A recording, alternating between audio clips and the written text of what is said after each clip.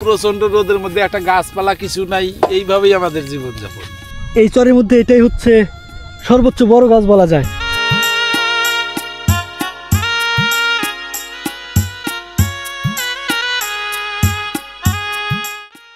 এই শিকাই করে হচ্ছে ডাল ভাত তারপর সবকিছু নিয়ে আসে এই কাকারা।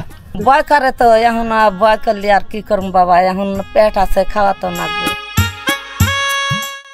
এখানেই রান্না বান্না, এখানেই থাকার জায়গা, আবার এখানেই গরু থাকেন। খারাপ লাগলে আর কি করা যাবে, নিজের জায়গা জমি নাই, কাইম পারে চরেই বসবাস করা লাগে।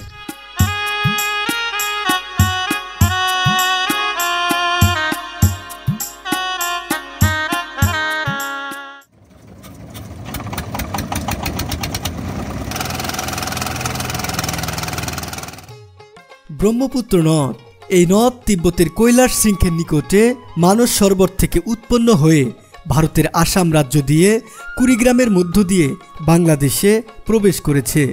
প্রতিনিয়ত এই নদীর ভাঙা গড়ার সাথে যুক্ত হয় লক্ষ লক্ষ মানুষের জীবন গল্প। কখনো মানুষের বসত ভিটা, আবার কখনো বাড়িঘর, সব কিছুই গ্রাস করে নেয়, আবার কখনো জন্ম দেয় নতুন কোনো চরের। আজকে আমি আপনাদেরকে তেমনই এক চরের গল্প শোনাতে এসেছি। চরের নাম বালাডোবা। ব্রহ্মপুত্রের বুকে এটি একটি নতুন চর। এই অল্প কিছুদিন যাবৎ এখানে মানুষের বসতি শুরু হয়েছে।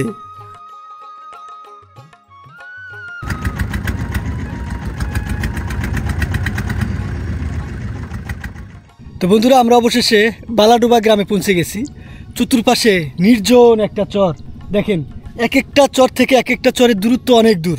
এখানে মানুষজন কিভাবে যে বসবাস করে আপনারা বুঝতে পারবেন যে কতটা কষ্ট করে এখানে মানুষজন জীবনযাপন করে। আমরা এই ভাইয়ার নৌকা দিয়ে আসলাম। ভাইয়া, তুমি কি এখানে নৌকা রেগুলার যাতায়াত করো নৌকা নিয়ে?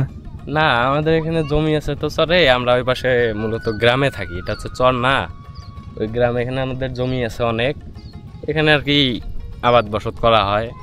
ওইগুলো ফসল নেওয়ার জন্য আসছি, যেমন আজকে আসছি পেঁয়াজ তোলার জন্য। এই যে চরটা দেখতে পাচ্ছেন, এই চরটা হয়তো এখন ঠিক আছে, এই বর্ষা মৌসুম শেষে হয়তো এই চরটাকে আর পাওয়া যাবে না, তখন এখানকার মানুষজন হচ্ছে অন্যত্রে চলে যাবে। এখানে বিশাল এক কর্মযজ্ঞ চলছে, মানে পুরো মাঠটাতে কৃষকরা কাজ করছে। তো মূলত তারা হচ্ছে পেঁয়াজ তুলছে। এই যে দেখেন, একদম শুকনো বালুময় মাটি থেকে এই যে হচ্ছে এই কাকারা, তারপরে যে ভাই যারা আছে সবাই হচ্ছে এই যেভাবে পেঁয়াজ তুলছেন। কাকা ভালো আছেন? হ্যাঁ বাবা, আল্লাহ রাখছে। আচ্ছা, থাকি কিভাবে কেন, কি সমস্যা? কি সমস্যাই দেন না, পেঁয়াজ আবাদ করছি, বিছিয়ে ডাং খায় আমাদের আবাদটাই এবছরে আবাদটাই ধ্বংস হয়ে করে হালাইছে। যে পেঁয়াজে যে খরচ হয়েছে, মানে সিকি টাকা উঠবে না, মানে 4 ভাগের 1 ভাগ টাকাও আসবে না, এত টাকা খরচ হয়েছে। পেঁয়াজ এই বীজের কারণে মাইর খাইছি, 5-7 হাজার 8 হাজার করে বীজ কিনছি, সে বীজে কিছুই হয়নি।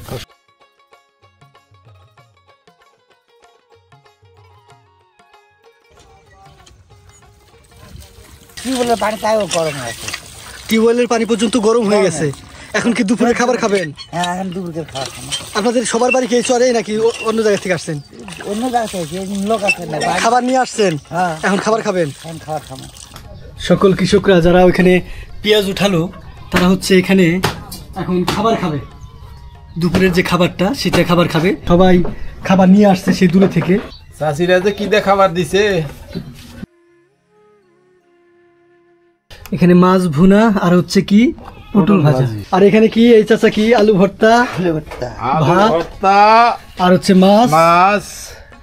ব্রহ্মপুত্রের বুকে নতুন চর হবার কারণে এই চরে পুরনো কোনো গাছপালা নেই। পুরো চরের মধ্যে এই ছোট্ট একটি গাছ, এটি এই চরের সবচাইতে বড় গাছ। চরের শ্রমজীবী মানুষেরা মাঠে কাজ শেষে বিশ্রাম নেওয়ার মতো কোনো ছায়াময় জায়গা নেই, তাই তো এই ছোট্ট গাছটি তাদের একমাত্র ভরসা। কাজ শেষে ছোট্ট এই গাছের ছায়া তলেই তারা বিশ্রাম নিচ্ছে আর দুপুরের খাবার খাচ্ছে। আহা, এমন দৃশ্যই তো গ্রাম বাংলার চিরচেনা রূপ। মাঠে কাজের সময় গিন্নিরা বাড়ি থেকে ভাত নিয়ে আসবে, আর সেই ভাত সব কৃষকেরা মিলে খোলা মাঠে একসাথে বসে এমন কোনো জায়গায় খাবেন। এটাই যেন গ্রাম বাংলার আসল রূপ। অনেক দিন পর এমন দৃশ্য দেখে সত্যিই মনটা ভরে গেল। মাঠের মধ্যে কাজ করে দুপুরের খাবার খাচ্ছে সবাই। এই যে কাকা কি দেখাচ্ছেন আপনি? ডাল, পেঁয়াজ ভাজি, আলু ভর্তা। আচ্ছা, আপনি ওই কি সবাই এখানে যেহেতু আত্মীয় স্বজনই আসছে, তাই একজনেরটা অন্যজন কিন্তু ভাগ করেই খাচ্ছে। এই যে ডালটা নিয়ে আসছে দেখেন, সিকাই করে। সিকা অনেকেই চিনবে না, আমার যারা শহরে থাকেন দেখি একটু বিলুপ্তির পথে। যেভাবে এই সিকাই করে হচ্ছে ডাল ভাত, তারপর সব কিছু নিয়ে আসে এই কাকারা। আসলে পুরো চরে এত পরিমাণ রোদ, এই গাছের নিচে আমরাও বিশ্রাম নিচ্ছি, এখানেই খাওয়া দাওয়া। এই জন্য বলা যায় এই যে গাছ, এই গাছটা কতটা যে জরুরি এসব চরাঞ্চলের মানুষেরাই জানে। কাঠ ফাটা রোদ্রের মধ্যে এই বাড়িগুলো একদম উত্তপ্ত হয়ে থাকে, রাত্রেবেলা থাকাও কিন্তু অনেক মুশকিল হয়ে যায়। তো বন্ধুরা, প্রচণ্ড গরম, আমরা টিকতে পারতেছি না। এর মধ্যে এই যে চাষির বাড়িতে আসলাম, এসে মানে পানির কথা বললাম যে একটু পানি খাবো, কারণ প্রচণ্ড পরিমাণ রোদ। এখানে যারা থেকে অভ্যস্ত তারা তো অভ্যস্তই, কিন্তু আমরা এখানে এসে না, শুনেন, এই চাষি বারবার বলতেছে যে দোকানে যাবে, আমাদেরকে নাস্তা করাবে, তারপর পানি, মানে খালি পানি দেবে না। দেখেন আমাদের উত্তরবঙ্গের মানুষ, এই চরের যে অসচ্ছল পরিবারের মানুষগুলো, তারা মানে কতটা মানে দয়ালু মন বা অতিথি আপ্যায়ন করে থাকে। আমাদেরকে চেনেন না, জানেন না, পানি চাইছি কমপক্ষে 5-7 বার বলতেছে চাষি মানে বিস্কিট চানাচুরের জন্য যাবে, তারপর পানি খাওয়াবে। তা আমরা এই অনুরোধ করলাম, তো সমস্যা নেই, অনেক ধন্যবাদ আপনাকে। তো পানি খাচ্ছি, ঠান্ডা পানি চরে মধ্যে, সমস্যা নাই। প্রত্যন্ত অঞ্চলে বসবাসরত এসব মানুষগুলোর হয়তো ধন সম্পদ নেই, কিন্তু রয়েছে সমুদ্রের মতো বড় মন। তাদের কিছু থাক না থাক, তাদের পুরোটা দিয়েই মানুষকে ভালোবেসে থাকেন। বিশেষ করে আমাদের উত্তরবঙ্গের মানুষগুলো খুবই অতিথিপরায়ণ হয়ে থাকে। বাড়িতে কোনো আগন্তুক আসলেও তারা নিজেদের আত্মীয় হিসেবেই গ্রহণ করে নেন। এখানকার মানুষদের জীবনযাপন দেখছিলাম, দেখেন চতুর্পাশে হাহাকার মরুভূমির মতো, একটা গাছও নাই। আর এই চরের মধ্যে সবচাইতে যেটা বড় গাছ, সেটা কিন্তু আপনাদেরকে দেখাইছি। এই বাড়িতে আসার পর এখানকার মানুষজনদের হচ্ছে ছায়াতল বলতে বোঝায় হচ্ছে এই যে ছাগল রাখার যে ঘরটা দেখতে পাচ্ছেন, গরু রাখার, এই ঘরেই একটু ছায়া, সেই ছায়ার মধ্যে হচ্ছে এই কাকা, তারপর চাচি, ভাইয়া সবাই বসে আছে। কাকা, এই যে ঘুরলাম, একটু ঘুরেই তো জীবন মনে করেন শেষ। তা আপনারা এত কষ্ট করে এখানে কিভাবে থাকেন এই রোদ্রের মধ্যে? কষ্ট করেই থাকি, আর কি করবো, কষ্ট স্বীকার করেই থাকি। আচ্ছা, আপনার আগে বাড়ি কোথায় ছিল? আগে বাড়ি এখানেই ছিল, নদী ভেঙে গেছে, পরে জমিগুলা উঠছে, এখানে আনাইছে থাকা লাগে। আচ্ছা, আর অন্য জায়গায় এখন বাড়ি নাই আর? না। আচ্ছা, আপনার জীবনে কতবার বাড়ি সরাইছেন? তাও 10-12 কম না।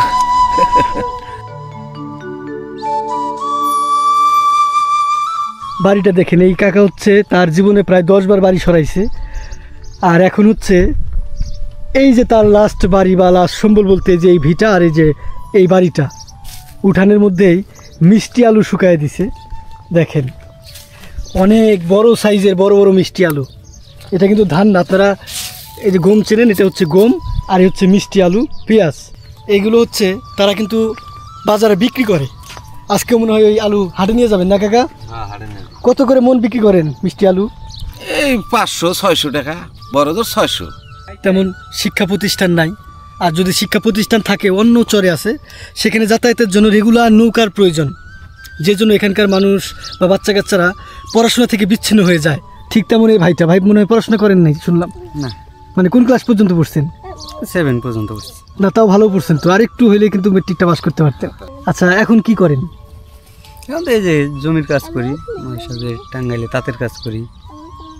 বন্যা আসলে এখানে মানে পানি কতটুকু হয়?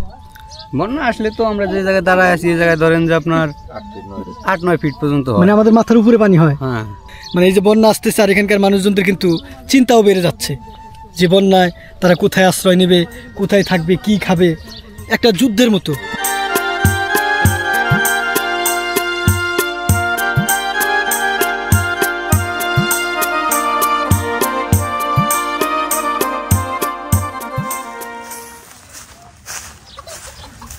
চারপাশে ঘুরে কোনো ছায়া নাই।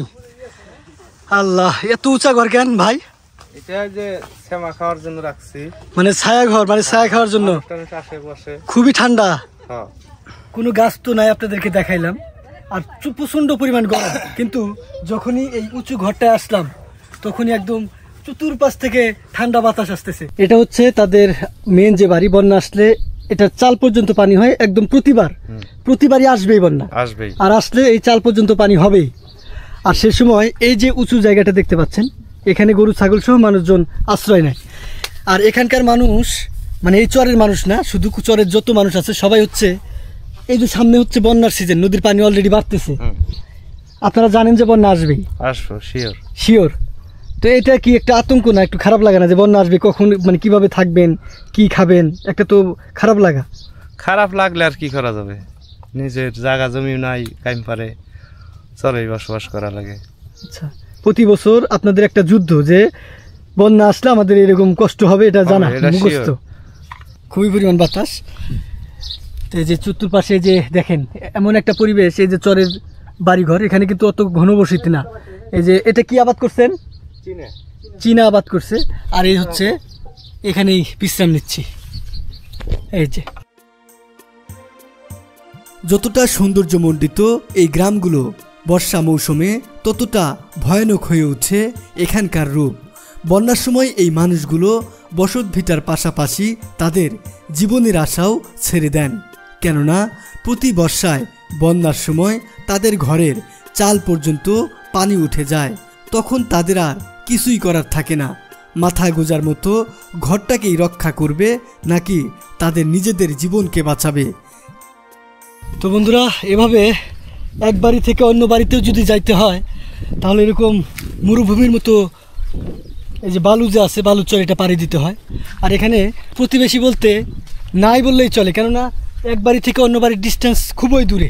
মানুষজন যে কীভাবে বসবাস করে, আপনারা যদি সশরীরে কখনো চরে যান, এরকম দুর্গম চরে, তাহলেই বুঝতে পারবেন। তো এই যে বালাডোবার চরের আরও একটা বাড়িতে আমি আসলাম। তাদের বাড়ি ঘরগুলো হচ্ছে একদম পাখির খাঁচার মতো বাড়ি। দেখেন, এই হচ্ছে একটা বাড়ি, যেটা হচ্ছে মনে হচ্ছে মরুভূমির বুকে একটা বাড়ি।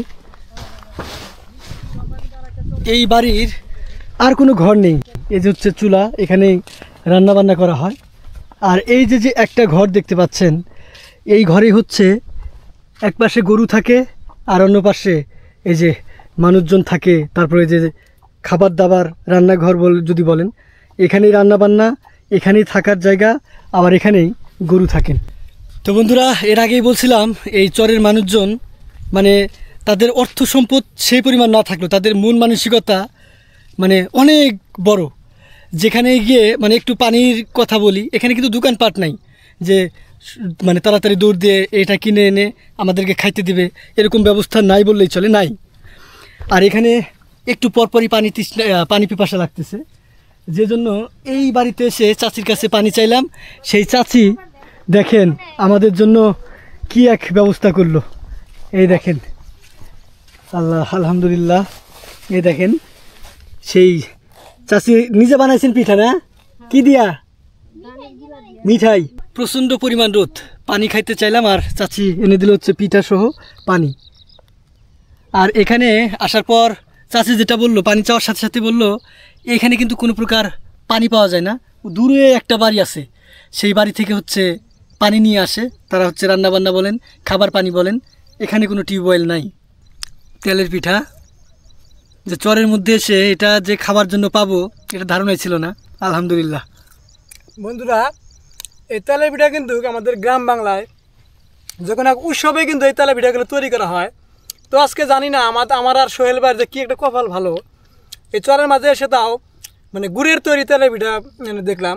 আমাদের মায়ের হাতের তৈরি যে তেলের পিঠাগুলো ঠিক সেম। একটু করে চর হাঁটছি আর হচ্ছে একটু করে বিশ্রাম নিচ্ছে এই ছায়ার মধ্যে। তারপরেও গাছের ছায়া নেই। এই যে ঘরগুলো যে দেখতে পাচ্ছেন, এই ঘরগুলোর যে একটু ছায়া, এই যে দেখেন স্কোয়ার, এই ছায়ার মধ্যে হচ্ছে বিশ্রাম নিচ্ছে। আর এখানে এসে এই যে পানি, তারপরে যে পিঠা খাইলাম। আর এখানে আমরা একদিন এসেই টিকতে পারি না, আর এখানে মানুষ সারাটি জীবন এই চরের মধ্যেই কাটিয়ে দেয়। ঘর যাতে বাতাসে উড়ে না যায়, যে জন্য চালের উপর ভাড়া দেওয়া হয়েছে, মানে বস্তায় বালু তুলে তুলে উপরে উপরে দিছে, যাতে বাতাসে এই চালটাকে উড়িয়ে না নেয়। আর এই যে ঘরের মধ্যে দেখেন, এখানে হচ্ছে খাওয়া দাওয়ার ব্যবস্থা, আবার এখানে হচ্ছে থাকেন, আর এখানে হচ্ছে হাঁস মুরগির ঘর। কত কষ্ট করে জীবনযাপন করি। আর আমরা তো আমাদের জীবন নিয়ে কত অভিযোগ যে আমার এইটা নেই সেইটা নেই, কত কষ্ট, কত হতাশা আমাদের মনের মধ্যে। আর এসব দেখলে মনের মধ্যেকার যে হতাশাগুলো থাকে সেগুলো দূর হয়ে যায়। দেখুন চারপাশে যখন রোদে খা খা করে তখন মানুষ কিন্তু বাহিরে নেই। এখানকার এই চরের যে মুরগি বা হাঁসগুলো আছে সেগুলো দেখেন, এই যে আমাদের গ্রামের ভাষায় খেরের পালা বলা হয়, সেই খেরের পালার নিচে আশ্রয় নিয়েছে। মানে তাদের তো ছায়া দরকার, তারাও এই পশু পাখি পর্যন্ত এই রোদ কুলাতে পারে না, আর সেখানে তো মানুষজন। আর এই যে গরুটা দেখতে পাচ্ছেন, প্রথমে দেখে ভাবলাম এত বড় একটা গরু যে বাড়িতে থাকে তাদের বাড়ির অবস্থা এরকম কেন, কিভাবে হয়। আসলে পরবর্তীতে ভুলটা ভেঙে গেল। এই গরুটা হচ্ছে আদি আনা, আমাদের গ্রামের ভাষায় বলা হয় আদি, অর্থাৎ ছোটোবেলায় গরু এনে এখানকার এক চাষি হচ্ছে এটা পালে। ওই যে 30,000 টাকা দিয়ে গরু কিনছিল, সেই মালিককে 30,000 টাকা দিয়ে পরবর্তীতে লাভের যে অংশটা থাকবে সেই অংশটা হচ্ছে অর্ধেক অর্ধেক করে নেবে। আচ্ছা, এই যে আপনাদের এই যে ঘরগুলো যে দেখতেছি, হ্যাঁ, এই ঘরগুলোতে যে রশির টানা কেন? রশির টানা তুফান আসে, বাতাস উড়া নিবার নয়, যাতে চাল উড়ায় না নিতে পারে, এই জন্য টানাগুলো টানা দিছি। তো প্রত্যেকটা বাড়িতেই এই যেরকম এই টানাগুলো দেখলাম। আর এই চালগুলো হচ্ছে যাতে উড়ে না যায় বা ঝড়ের সময়, সেজন্য এই টানাগুলো দেওয়া। কারণ এই চরের মধ্যে গাছগাছালি নাই। আমরা যারা ওই ইয়েতে থাকি, কাইমে বলে, কাইমে যারা থাকি তাদের বাতাস কিন্তু ওই গাছপালা হচ্ছে শুষে নেয়, আর অতটা লাগে না, অতটা লাগে না। আর এই চরের মধ্যে হচ্ছে এই গাছপালা নাই, বাতাসগুলো একদম সরাসরি ঘর ভেদ করে যায়, যে জন্য এই চালগুলো উড়ে যায় বেশিরভাগ সময়। তাই প্রত্যেকটা বাড়িতেই এই যেরকম টানা দেওয়া। দেখেন এখানে এই ঘরটা ভাবছিল সিমেন্টের খাম, ওইভাবে পড়বে না। তারপরে বন্যার সময় যখন পানি ধুয়ে গেল তখন হচ্ছে খামের গোড়া থেকে মাটি সরে গেছে, যে জন্য এই ঘরটাও নিজে দাঁড়িয়ে থাকতে পারলো না।